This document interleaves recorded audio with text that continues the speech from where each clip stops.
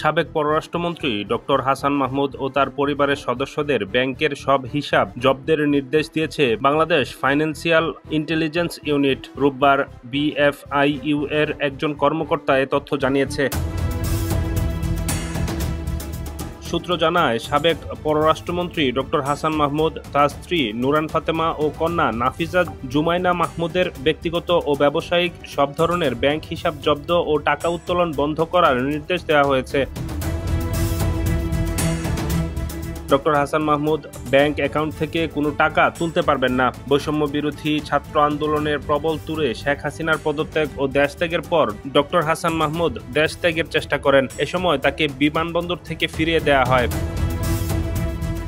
হাসান মাহমুদ আওয়ামী লীগের যুগ্ম সাধারণ সম্পাদক। 2024 সালের জানুয়ারিতে অনুষ্ঠিত নির্বাচনের পর শেখ হাসিনার নেতৃত্বে গঠিত সরকার তাকে পররাষ্ট্র মন্ত্রণালয়ে দায়িত্ব দেওয়া হয়। এর আগে তিনি সরকারের তথ্য ও সম্প্রচার মন্ত্রীর দায়িত্বে ছিলেন।